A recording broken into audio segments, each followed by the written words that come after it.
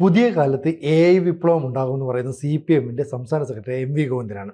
ഇപ്പോൾ New York ടൈംസിനെ അടിസ്ഥാനമാക്കിയിട്ട് Indian എക്സ്പ്രസ്സിൽ ഇന്നൊരു വാർത്ത വന്നിട്ടുണ്ട്. അതിനകത്ത് ആമസോൺ എന്ന് പറയുന്ന കമ്പനി 6 ലക്ഷം തൊഴിലാളികളെ പിരിച്ചുവിടാൻ പോകുന്നു. AI അടിസ്ഥാനമാക്കി റോബോട്ട് നിയന്ത്രിതമായിട്ട് ജോലിയൊക്കെ ചെയ്യും. അപ്പോൾ മനുഷ്യന് കൂലി കൊടുക്കണ്ട. അങ്ങനെയുള്ളൊരു സാഹചര്യത്തിൽ ഇനി ഏതെങ്കിലും കാലത്ത് തൊഴിലാളി വിപ്ലവമോ അല്ലെങ്കിൽ തൊഴിലാളികളെ കൊണ്ടുള്ള ഒരു മുന്നേറ്റം ഇതൊക്കെ നടക്കുമോ? സങ്കല്പത്തിൽ മാത്രമാവില്ലേ അതൊക്കെ? ഇത് സത്യമാണ്, നല്ല ചോദ്യമാണ്. കാരണം ഇത് നമ്മൾ ചോദിക്കേണ്ടത് ആരോടാണ്? CPMൻ്റെ സംസ്ഥാന സെക്രട്ടറി അദ്ദേഹം തന്നെ അവകാശപ്പെടുന്നതാണോ, അദ്ദേഹത്തിന് വേണ്ടിയുള്ള ഈ ഫാൻസ് അസോസിയേഷനോ ന്യായീകരണ തൊഴിലാളികളോ അവകാശപ്പെടുന്നതാണോ എന്ന് എനിക്കറിയില്ല. അദ്ദേഹത്തെക്കുറിച്ച് പറയുന്നത് MV ഗോവിന്ദൻ മാഷ് CPMൻ്റെ സൈദ്ധാന്തികനാണെന്നാണ്. എനിക്ക് ആദ്യം പറയാനുള്ളത്, യഥാർത്ഥ സൈദ്ധാന്തികന്മാരായിരുന്ന എത്രയോ പേരെ കേരളത്തിലെ CPM സംഭാവന ചെയ്തിട്ടുണ്ട്. ആൾ ഇന്ത്യ തലത്തിൽ എത്രയോ പേരുണ്ട്. അവരൊക്കെ പൊറുക്കട്ടെ ഈ ചരിത്രം. അപ്പോൾ ഈ ഗോവിന്ദൻ മാഷെ സൈദ്ധാന്തികൻ എന്ന് വിളിക്കേണ്ടി വരുന്നതാണ് നമ്മുടെ കാലഘട്ടത്തിൻ്റെ ഏറ്റവും വലിയ സങ്കടം. ഗോവിന്ദൻ മാഷയ്ക്ക് ഇത് വല്ലതും മനസ്സിലായിട്ടാണോ എന്ന് എനിക്കറിയില്ല. അദ്ദേഹം ഇപ്പോൾ ഇന്നത്തെ ഇന്ത്യൻ എക്സ്പ്രസ് വാർത്ത ന്യൂയോർക്ക് ടൈംസിനെ ഉദ്ധരിച്ചുകൊണ്ടാണ്. അമേരിക്കൻ കമ്പനിയായ ആമസോൺ ഈ 6 ലക്ഷം പേരെ പിരിച്ചുവിടുന്നു എന്നുള്ള വാർത്ത ന്യൂയോർക്ക് ടൈംസിൻ്റെ വാർത്തയാണ്. അതിനെ കോട്ട് ചെയ്തുകൊണ്ട് ഇന്ത്യൻ എക്സ്പ്രസ് എന്ന ദേശീയ പത്രം റിപ്പോർട്ട് ചെയ്യുകയാണ്. ഇത് വല്ലതും ഗോവിന്ദൻ മാഷ് കാണുന്നുണ്ടോ നമുക്ക് അറിഞ്ഞുകൂടാ. അദ്ദേഹത്തിന് കാണാനോ വായിക്കാനോ മനസ്സിലാക്കാനുള്ള ശേഷിയുണ്ടോ എന്ന് പോലും ഞാൻ സംശയിക്കുന്നു. അങ്ങനെ ഒരാളെയാണ് നമ്മുടെ കാലത്ത് മാർക്സിസ്റ്റ് സൈദ്ധാന്തികനായിട്ട് അവതരിപ്പിക്കുന്നത്. ഒന്ന് ആലോചിച്ച് നോക്കൂ. പി ഗോവിന്ദപിള്ള പൊറുക്കട്ടെ, അദ്ദേഹത്തിൻ്റെ ആത്മാവ് പൊറുക്കട്ടെ എന്നേ ഞാൻ പറയുള്ളൂ. കെ ദാമോദരൻ തൊട്ട് അവിഭക്ത കമ്മ്യൂണിസ്റ്റ് പാർട്ടിക്ക് തന്നെ എത്രയോ പേര്, കെ ദാമോദരൻ തൊട്ട് EMS നമ്പൂതിരിപ്പാട്, പി ഗോവിന്ദപിള്ള, എത്രയോ മനുഷ്യർ ഉണ്ടാക്കി വെച്ച സൈദ്ധാന്തികമായ അടിത്തറയിലാണ് കമ്മ്യൂണിസ്റ്റ് പാർട്ടി നിന്നത്. അവരൊക്കെ ജീവിച്ചു വന്നിരുന്നെങ്കിൽ ആദ്യം ഈ പറയുന്ന പഴയ വാരിക്കുന്തം എടുത്തുകൊണ്ട് വന്നിട്ട് ഇദ്ദേഹത്തെ കൈകാര്യം ചെയ്യുമായിരുന്നു. ആ മാതിരി വർത്തമാനമാണ്. കാലം മാറുന്ന അദ്ദേഹം അറിയുന്നില്ല. ഇനി വിപ്ലവം വരേണ്ടത് എങ്ങനെയാണ്? വിപ്ലവം വരുത്തേണ്ടത് AI ആണോ? AI എന്ന യന്ത്രം തീർച്ചയായിട്ടും മനുഷ്യൻ്റെ ബുദ്ധിയിൽ നിന്ന് വിരിഞ്ഞു വന്നത് തന്നെയാണ് എല്ലാ യന്ത്രങ്ങളും. അതുകൊണ്ട് തന്നെ ഭൂമിയിലെ എല്ലാ നിർമ്മിത ബുദ്ധിയേക്കാളും വലിയ ബുദ്ധി മനുഷ്യൻ്റെ ബുദ്ധി തന്നെയാണ്, യാതൊരു തർക്കവുമില്ല. പക്ഷേ അധ്വാനിക്കാനുള്ള ശേഷി എന്ന് പറയുന്ന മാനുവൽ പവർ ഉണ്ടല്ലോ, അധ്വാന ശേഷി അല്ലാതെ ഒരു മൂല്യവും കയ്യിലില്ലാത്തവന്, മറ്റൊരു സമ്പാദ്യവും സ്വന്തമായി ഇല്ലാത്തവനെയാണ് പണ്ട് തൊഴിലാളി എന്ന് പറഞ്ഞിരുന്നത്. തൊഴിലാളി വർഗത്തെ റീഡിഫൈൻ ചെയ്യേണ്ടതുണ്ട്. റീഡിഫൈൻ ചെയ്യണമെങ്കിൽ കാലത്തെ ചരിത്രപരമായി വ്യാഖ്യാനിക്കാനുള്ള ശേഷി ഉണ്ടാകണം. അങ്ങനെ ശേഷിയുള്ള ഒരാളെങ്കിലും തീർച്ചയായിട്ടും എനിക്ക് തോന്നുന്നു ഇപ്പോൾ കമ്മ്യൂണിസ്റ്റ് പാർട്ടിയുടെ സംസ്ഥാന കമ്മിറ്റി അത്ര പാപ്പരൊന്നുമല്ല. ഭേദപ്പെട്ട എത്രയോ മനുഷ്യരുണ്ട്. പക്ഷെ അവർക്ക് ചിന്താ സ്വാതന്ത്ര്യമില്ല. ചിന്താ സ്വാതന്ത്ര്യം ഉണ്ടെങ്കിൽ തന്നെ വർത്തമാനം പറയാനുള്ള സ്വാതന്ത്ര്യമില്ല, സംസാരിക്കാൻ സ്വാതന്ത്ര്യമില്ല. സംസ്കാരിക്കാനുള്ള സ്വാതന്ത്ര്യം ഉണ്ടെങ്കിൽ തന്നെ അവർക്ക് ഇഷ്ടമുള്ള രീതിയിൽ പാർട്ടിയെ റീഓർഗനൈസ് ചെയ്യാനോ സംഘടിപ്പിക്കാനോ സ്വാതന്ത്ര്യമില്ല. സർവോപരി ഇതൊന്നും ആവശ്യമുണ്ട് എന്ന ബോധ്യവും പാർട്ടിക്കില്ല. പാർട്ടി വിചാരിക്കുന്നത് ഇപ്പോൾ 2 തവണ ഭരിച്ചു, 3-ാം തവണയും ഭരിക്കാൻ പോകുന്നു. 3-ാം തവണയും ഭരിക്കാൻ പോകുന്നത് എങ്ങനെയാണ്? എന്നും നെഗറ്റീവ് വോട്ട് കൊണ്ട് ജയിച്ചോളും. ഇപ്പോൾ ഭരിക്കാൻ കളമൊരുക്കി കൊടുക്കുന്ന ആരാ കേരളത്തിൽ? ഇപ്പോൾ അത് MV ഗോവിന്ദൻ മാഷ് പറയും സൈദ്ധാന്തികമായ CPMൻ്റെ ആശയപരമായ മിടുക്കൊണ്ട് ജയിച്ചു എന്നാണ് പറയുക. അതല്ല, ഈ കേരളത്തിലെ ഭരണകൂടത്തിൻ്റെ പിണറായി വിജയൻ്റെ 2 ടേം ഭരണത്തിൻ്റെ മികവ് കൊണ്ട് ജയിച്ചു എന്നാണ് പറയുക. അതുകൊണ്ട് ജയിച്ചു എന്ന് പറയുന്നത് സത്യസന്ധമല്ലല്ലോ. ജയിക്കുന്നത് എന്തുകൊണ്ടാണ്? ജയിക്കുന്നത് വളരെ കൃത്യമാണ്. ഇപ്പോൾ 1-ാം പിണറായിയുടെ അവസാന കാലത്ത് പ്രളയം വന്നു. അക്കാലത്ത് നടത്തിയ ജീവകാരുണ്യ പ്രവർത്തനങ്ങൾ, കിറ്റ് വിതരണം, ഈ ഡിസാസ്റ്റർ മാനേജ്മെൻറ്റ്, അതിൻ്റെയൊക്കെ ഒരു അന്താളിപ്പിൽ ജയിച്ചു കയറി എന്നുള്ളത് ഒഴിച്ചാൽ 2-ാം പിണറായി ഗവൺമെൻറ്റിൻ്റെ പെർഫോമൻസ് എന്താ? കേരളത്തിൻ്റെ റെസ്പോൺസ് എന്താ? അതിനോട് കടുത്ത ജനവിരുദ്ധ വികാരം നിലനിൽക്കുന്നില്ലേ? കടുത്ത ജനവിരുദ്ധ വികാരം നിലനിൽക്കുമ്പോഴും ഈ ഗവൺമെൻറ് ജയിക്കും എന്ന ആത്മവിശ്വാസം ഉണ്ടായിരുന്നെങ്കിൽ പോസിറ്റീവായിട്ട് ജനങ്ങളെ നേരിട്ടാൽ പോരെ? എന്തിനാണ് ഈ ന്യൂനപക്ഷ ഭൂരിപക്ഷ ഡിവൈഡ് ഉണ്ടാക്കാൻ പോണത്? എന്തിനാണ് ശബരിമലയിൽ പോയിട്ട് പമ്പയിൽ സംഗമം നടത്താൻ പോയത്, അയ്യപ്പ സംഗമം നടത്താൻ പോയത്? എന്തിനാണ് അവർ തന്നെ, ഈ ഗവൺമെൻറ് തന്നെ അടുത്ത കാലം വരെ സ്വീകരിച്ച നിലപാടിനെ മാറ്റി പറഞ്ഞത്? ശബരിമലയിൽ സ്ത്രീകളെ പ്രവേശിപ്പിക്കണം എന്ന കോടതി നിലപാട്, അർബൻ നക്സലൈറ്റുകളെ ആയ സ്ത്രീകളെ കൊണ്ടുപോയിട്ട് ശബരിമലയിൽ കുടിയിരുത്താൻ ശ്രമിച്ചത് എന്തിനാണ്? അതിന് പോലീസ് പ്രൊട്ടക്ഷൻ കൊടുത്തത് എന്തിനാണ്? ആലോചിച്ച് നോക്കൂ.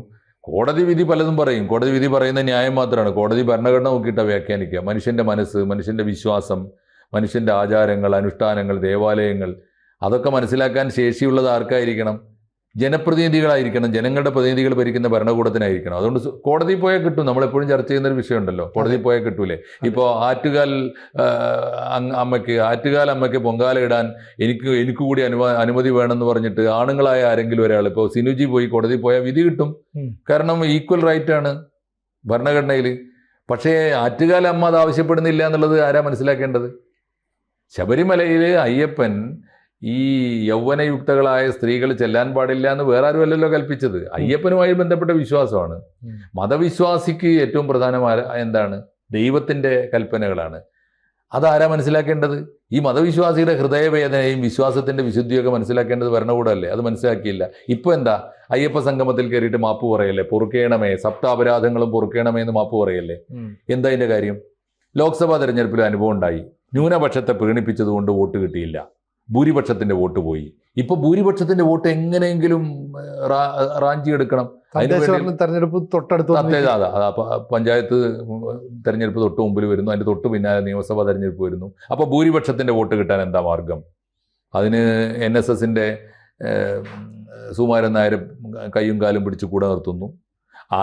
അതേ കളത്തിൽ തന്നെ നമ്മുടെ വെള്ളാപ്പള്ളി നടേശനെ കൂടെ നിർത്തുന്നു. വെള്ളാപ്പള്ളി നടേശനെ ആണെങ്കിൽ കയറൂരി വിട്ടിട്ട് ഈ ഭൂരിപക്ഷത്തെ കൂടെ നിർത്താൻ, ന്യൂനപക്ഷത്തെ പ്രകോപിപ്പിക്കാനുള്ള പണി ഏൽപ്പിക്കുന്നു. മുഖ്യമന്ത്രിയുടെ കാറിൽ തന്നെ വെള്ളാപ്പള്ളി നടേശനെ എഴുന്നള്ളി നടക്കുന്നു. ഇങ്ങനെ ഒരു വല്ലാത്ത കാഴ്ചയല്ലേ?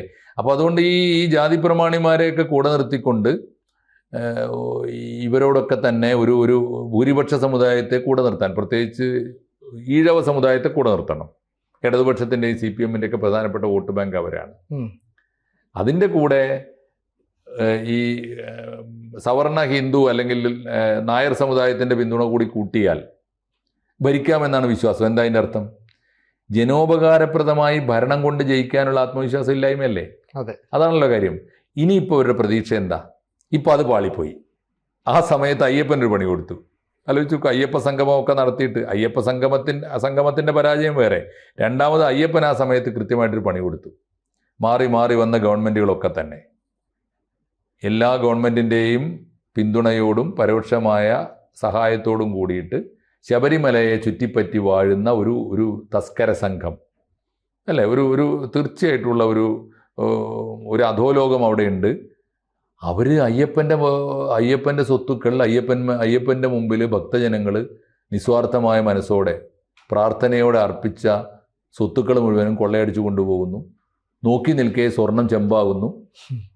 എന്നിട്ട് ചെമ്പ് പൂശാൻ വേണ്ടിയിട്ട് വീണ്ടും കൊണ്ടുപോകുന്നു. ഇതൊക്കെ ആരാണ് നടത്തുന്നത്? ഈ ചോദ്യം വന്നു. അപ്പോൾ എന്തായി? ഇപ്പോൾ ശബരിമലയിലും പ്രശ്നമാണ്. ഇനി എങ്ങനെ ജയിക്കും? ഇനി ജയിക്കാനുള്ള ഒരേ ഒരു സാധ്യത എന്താ? ഒരേ ഒരു സാധ്യത പ്രതിപക്ഷത്തിൻ്റെ ഐക്യമില്ലായ്മയാണ്, നെഗറ്റീവ് വോട്ടാണ്. അതുകൊണ്ട് ഏതാണ്ട് UDF വീണ്ടും വരാനുള്ള എല്ലാ സാധ്യതയും തെളിഞ്ഞു വന്ന സമയത്താണ് ഈ രാഹുൽ മാങ്കൂട്ടത്തിൽ ഇഷ്യൂ വരുന്നത്. രാഹുൽ മാങ്കൂട്ടത്തിനെ പുറത്താക്കുന്നത് വരെ കോൺഗ്രസിൽ എല്ലാവരും ഒരുമിച്ച് നിന്നു. പുറത്താക്കി കഴിഞ്ഞപ്പോൾ പുറത്താക്കിയതിന്റെ മുഴുവൻ കുറ്റം VD സതീശന്റെ തലയിൽ ഇട്ടുകൊണ്ട് രാഹുലിന്റെ കൂടെ പുതിയ പോരാളികൾ ഇറങ്ങി.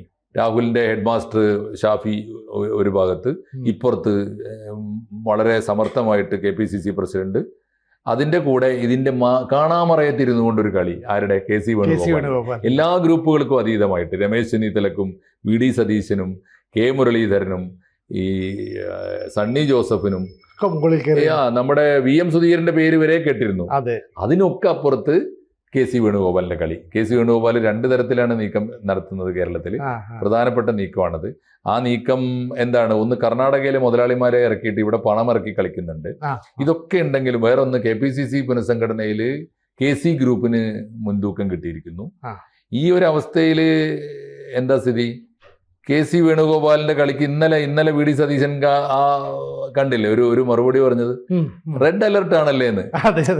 നിങ്ങൾക്ക് ഓർമ്മയുണ്ടല്ലോ എന്ന് പറഞ്ഞാൽ KC വേണുഗോപാലിന്റെ പേര് പത്രക്കാർ ചോദിച്ചപ്പോ KC വേണുഗോപാൽ എന്ന് പറഞ്ഞപ്പോ തന്നെ റെഡ് അലർട്ട് എന്ന് പറഞ്ഞാൽ അതൊരു അലർട്ടാണല്ലോ, എല്ലാവർക്കും അലർട്ടാണ് എന്ന് പറഞ്ഞാൽ കോൺഗ്രസ് വീണ്ടും ഛിന്ന ഭിന്നമായിരിക്കുന്നു. കോൺഗ്രസിൽ ഇപ്പോൾ ഏകോപിച്ച നേതൃത്വമില്ല. VD സതീശൻ നേടിയെടുത്ത മേൽക്കൈ ഇല്ലാതായി. KC വേണുഗോപാലിന്റെ വരവ് എല്ലാവരും തടഞ്ഞു. ചാണ്ടി ഉമ്മൻ വരെ എല്ലാവർക്കും അത് അനിഷ്ടം ഉണ്ടാക്കി. ഇപ്പോൾ അക്കമഡേറ്റ് ചെയ്യാനുള്ള ശ്രമങ്ങളൊക്കെ നടത്തുന്നുണ്ട്. അതുകൊണ്ട് വീണ്ടും ഒരിക്കൽ കൂടി നെഗറ്റീവ് വോട്ട് കൊണ്ട്, UDFന്റെ നെഗറ്റീവ് വോട്ട് കൊണ്ട് പിണറായി വിജയൻ തന്നെ അധികാരത്തിൽ വരും എന്ന് കേൾക്കുന്നുണ്ട്.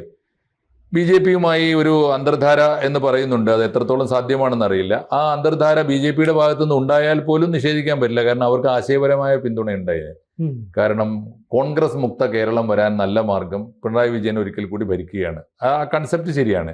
പക്ഷെ അപകടം എവിടെയെന്ന് വെച്ചാൽ ഏതാനും സീറ്റുകൾ BJP-യെ ജയിപ്പിക്കാനും പകരം BJP വോട്ടുകൾ ഇടതുപക്ഷത്തിന് മറിച്ചു കൊടുക്കാനും BJP-യും CPM-ഉം തീരുമാനിച്ചാൽ പോലും ഏറ്റവും പുതിയ രാഷ്ട്രീയമായ അവബോധം വെച്ച് നമ്മൾ ഈ പറയുന്ന ന്യൂ ജെൻ ഉണ്ടല്ലോ, ജെൻ സി പൊളിറ്റിക്സിൻ്റെ കാലത്ത് ഓരോ BJP-കാരൻ്റെയും വീട്ടിലെ മക്കൾ, ഓരോ CPM നേതാക്കളുടെയും വീട്ടിലെ മക്കൾ പോലും അച്ഛൻ പറഞ്ഞ തിട്ടൂരം പോലും അനുസരിക്കാൻ പോകുന്നില്ല. ഒരു പുതിയ ബോധം രാഷ്ട്രീയത്തിൽ വന്നിട്ടുണ്ട്. അതുകൊണ്ട് രാഷ്ട്രീയ പാർട്ടികൾ തമ്മിലൊക്കെ നമ്മൾ പഴയ സന്ദേശം സിനിമയിലെ പോലെ എന്ത് അന്തർധാര ഉണ്ടാക്കി വെച്ചാലും അനുയായികൾ അത് അനുസരിക്കാത്ത കാലമല്ല. അതുകൊണ്ടാണ് പിണറായി വിജയൻ്റെ സ്വന്തം ബൂത്തിൽ BJP ലീഡ് ചെയ്യുന്നത്. അത് എത്ര ബോധമുള്ള കളിയെന്ന് ആലോചിച്ച് നോക്കൂ. അവിടെ കെ സുധാകരന് വോട്ട് ചെയ്തില്ല. കെ സുധാകരന് വോട്ട് ചെയ്താൽ അത് പിടിക്കപ്പെടും. അപ്പോൾ ആർക്കും അവിടെ ഒരു കാരണവശാലും ആർക്കും അപകടമില്ലാത്ത തരത്തിൽ പിണറായി വിജയനോടുള്ള പ്രതിഷേധം മുഴുവനും കൊണ്ടുപോയിട്ട് BJP-ക്ക് വോട്ട് ചെയ്തു. അതാണ് കേരളം ഇവരൊക്കെ ഓർക്കുന്നത് നല്ലതാണ്. അതുകൊണ്ട് നെഗറ്റീവ് വോട്ട് കൊണ്ട് ജയിച്ചു കയറാം എന്നൊരു വ്യാമോഹമാണ് ഇപ്പോൾ ഉള്ളത്. ഇങ്ങനെ ഒരു കാലത്ത് ആണ് ഇപ്പോൾ പറയുന്നത്. ആലോചിച്ച് നോക്കൂ, ഇങ്ങനൊരു കാലത്താണ് എങ്ങനെയാണ് പുതിയ കാലത്തെ കമ്മ്യൂണിസ്റ്റ് പാർട്ടി റീഓർഗനൈസ് ചെയ്യേണ്ടത്, പുതിയ കാലത്തിന് ചേർന്ന മട്ടിൽ എങ്ങനെയാണ് തൊഴിലാളി വർഗത്തെ പുനർനിർവചിക്കേണ്ടത്, തൊഴിലാളികളെ മനുഷ്യനേക്കാൾ കൂടുതൽ അധ്വാനിക്കാൻ മനുഷ്യൻ്റെ ബുദ്ധിയിൽ നിന്ന് വിരിഞ്ഞിറങ്ങിയ ഈ നിർമ്മിത ബുദ്ധി കുഞ്ഞുങ്ങൾ ലോകത്തിലെ തൊഴിൽ സമൂഹമായി മാറുന്ന കാലത്ത് ലോകത്തിൽ ലേബർ കമ്മ്യൂണിറ്റി എന്ന് ഈസ് ഈക്വൽ ടു AI മാറിയല്ലോ. അതാണ് ആമസോണിൻ്റെ വാർത്ത. 6 ലക്ഷം തൊഴിലാളികളെ പിരിച്ചുവിട്ട് അവിടെ AI നിയമിക്കുന്നു. ഗോവിന്ദ മാഷയ്ക്ക് ഇത് വല്ലതും അറിയാൻ ശ്രമിക്കുമെങ്കിൽ, വായിച്ചാൽ മനസ്സിലാവുമെങ്കിൽ ഇനി പറയേണ്ടത് ആരാണ് പുതിയ തൊഴിലാളി വർഗം, ആരാണ് വിപ്ലവം ഉണ്ടാക്കുക, വിപ്ലവത്തെ റീഡിഫൈൻ ചെയ്യണ്ടേ, തൊഴിലാളിയെ റീഡിഫൈൻ ചെയ്യണ്ടേ? അതല്ല, വിപ്ലവം എന്ന കൺസെപ്റ്റ് ഇവരുടെ അജണ്ടയിലുണ്ടോ? തൊഴിലാളി വർഗ വിപ്ലവം എന്ന കൺസെപ്റ്റ് ഇല്ലാത്തൊരു പാർട്ടി എന്തിനും ജീവിച്ചിരിക്കണം? പിരിച്ചുവിടാൻ ആഹ്വാനം ചെയ്യണ്ടേ? ഇത് മനസ്സിലായിട്ടാണെങ്കിൽ അതനുസരിച്ചും. എന്തായാലും സൈദ്ധാന്തികൻ എന്നൊക്കെ പറഞ്ഞു നടക്കുന്നത് കുറച്ച് സൂക്ഷിച്ച് ആണ് നല്ലത്. വലിയ അപകടമുള്ള തീരുമാനമാണ് ഇപ്പോൾ വലിയ വലിയ വലിയ അപകടം പിടിച്ച സ്റ്റേറ്റ്മെൻറ്റുകളാണ്. അദ്ദേഹത്തിൻ്റെ മണ്ടത്തരം കൊണ്ടാണല്ലോ പലപ്പോഴും പല തെരഞ്ഞെടുപ്പുകളും തോൽക്കുന്നത്. ഒരു തെരഞ്ഞെടുപ്പ് കൂടി തോൽക്കാനും അത് മതി. അതുകൊണ്ട് സങ്കീർണമായ ഈ ഒരു രാഷ്ട്രീയ കാലാവസ്ഥയിൽ, സങ്കീർണമായ തൊഴിലാളി വർഗ സംസ്കാരത്തിൽ കുറച്ചുകൂടി ക്രിയാത്മകമായും ബോധപൂർവവും ആലോചിച്ചും പഠിച്ചുമൊക്കെ ഇടപെടാൻ CPM തയ്യാറായത് നല്ലതാണ്. ഇന്നിപ്പോൾ ലോകത്ത് CPM-ന് ഒരു ചെറിയ ശക്തിയെങ്കിലുള്ളൊരു തുരുത്താണ് കേരളം. ഇവിടെ നിന്ന് ഇമാതിരി അബദ്ധങ്ങളാണ് ലോകത്തിന് കൊടുക്കുന്നതെങ്കിൽ പിന്നെ എങ്ങനെ രക്ഷപ്പെടാനാണ് പാർട്ടി? ഇതാണ് സ്ഥിതി. ഇത് ഗോവിന്ദ മാഷോട് ചോദിച്ചിട്ട് എന്ത് കാര്യമെന്ന് എനിക്കറിയില്ല. പക്ഷെ മറ്റാരെങ്കിലുമൊക്കെ ഇത് ആലോചിക്കുകയും പഠിക്കുകയും പറയുകയൊക്കെ ചെയ്താൽ നല്ലതാണ്. അവർക്ക് അതിനുള്ള അവകാശമുണ്ടെങ്കിൽ, അവരുടെ നാക്കിനൊന്നും ചങ്ങല വീണിട്ടില്ലെങ്കിൽ. കൂടുതൽ വാർത്തകളും വിശേഷങ്ങളും നിങ്ങളിലേക്ക് എത്താൻ ABC മലയാളം സബ്സ്ക്രൈബ് ചെയ്യുക, ബെൽബട്ടനും അമർത്തുക.